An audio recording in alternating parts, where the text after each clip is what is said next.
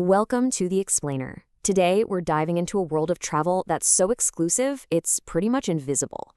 I want you to forget about the five-star hotels you can find online with a quick search. We're talking about escapes that are unbookable, unsearchable, and, well, totally unforgettable. This is the rise of micro-luxury. All right, so here's what we're going to cover. First, we'll unpack why that old-school idea of luxury is kind of falling apart. Then, we're going to go inside one of these micro-luxury escapes to really get what they are. We'll find out how these experiences are designed down to the last detail, get into the wild paradox of marketing a secret, and finally, we'll ask what this super niche trend means for how all of us might travel in the future. So first things first, let's be clear. The whole idea of a luxury vacation has done a complete 180. It's not about the flash anymore. It's not about showing off what you have. Instead, it's all about collecting these rare experiences that honestly money alone just can't buy. So let me ask you a question that really gets to the heart of this new world. If a hotel room costs $10,000 a night, you'd think you could just hop online and book it, right? But what if you couldn't? What if you couldn't find it anywhere? Well, for some people, that's the whole point. The fact that you can't just click and book it, that's the main feature. It's a powerful shift away from flashy, accessible opulence. This is all about scarcity, about privacy, and about being part of a club that doesn't advertise to just anyone. And this slide, wow, it just lays it all out, doesn't it? On one side, you've got traditional luxury. It's flashy, it's public, it's all about status. And on the other side, you've got micro-luxury. It's quiet, it's intensely private, and it's all about packing a deep, meaningful experience into just a couple of days. Okay, so what is a micro-luxury escape, really? And who are these trips designed for?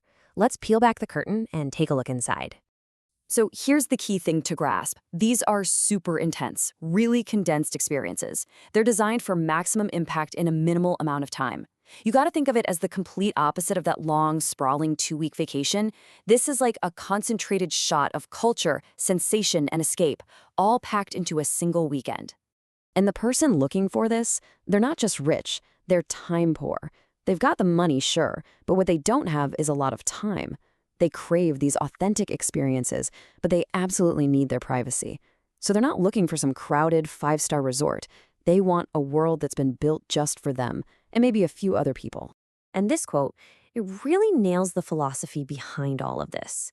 This is not about being a spectator and just sitting by the pool. It's about active participation. It's the difference between, just looking at a painting in a museum versus getting a private after-hours tour from the curator who can tell you all its secrets. Let's look at a real-world example. Take some of these amazing boutique hotels in Bangkok. They don't just stick you in some luxury bubble totally cut off from everything. No, they immerse you in this perfectly curated version of local life. It's about blending that authentic culture with incredible design to forge a real emotional connection to the city itself. And it's the exact same idea here. A trip to a remote vineyard, it isn't just about tasting the wine.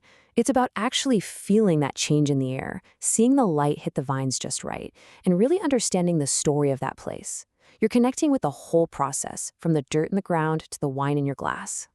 So this all leads to a really big question, right? How in the world are these incredibly curated, once-in-a-lifetime moments actually built?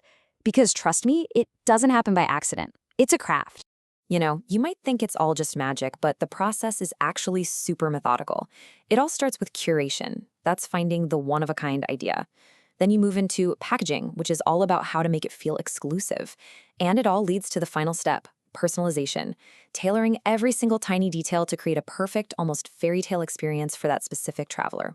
Curation is absolutely the foundation of all of this. This is where these companies use their connections to create something you just can't buy off the shelf. I mean, look, anyone with enough cash can book a fancy dinner.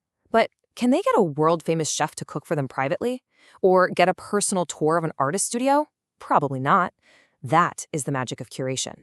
Okay, so let's zoom out a bit and look at the business side of this, because it's absolutely fascinating. How do you actually sell something when its entire value depends on it not being widely known? And yeah, the price tags can be pretty jaw-dropping. But when you see $50,000 for a yacht trip, you have to understand, you're not just paying for the boat. You're paying for complete and total privacy. You're paying for access to a world that, frankly, most people don't even know exists. So this creates this huge marketing puzzle, doesn't it? If you plaster ads everywhere, you totally destroy the very exclusivity that makes the product valuable in the first place. So how do these brands even find their clients? Well, the answer is you basically do the exact opposite of what every marketing textbook tells you to do. Forget about ads. We're talking about invite-only client lists, quiet newsletters that sell you a story instead of a price tag, and absolutely no book now buttons.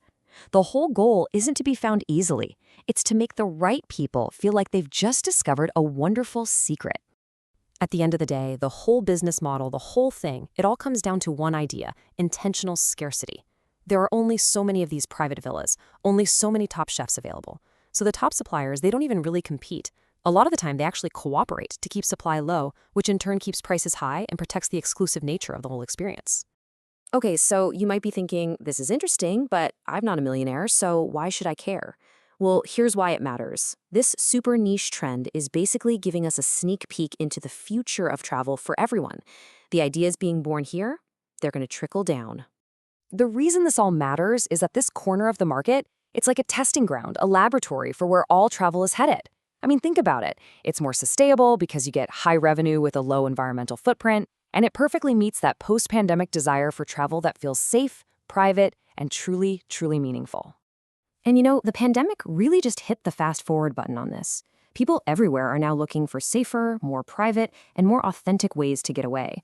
The core ideas of micro-luxury are slowly but surely becoming the goals for mainstream tourism too. Which kind of leaves us with this one big thought to chew on. In a world that is always on, constantly connected, and often pretty overwhelming, maybe the ultimate luxury isn't about having more and more stuff. Maybe, just maybe, it's about experiencing something that is rare, intimate, and deeply personal. Perhaps the greatest luxury of all is something small.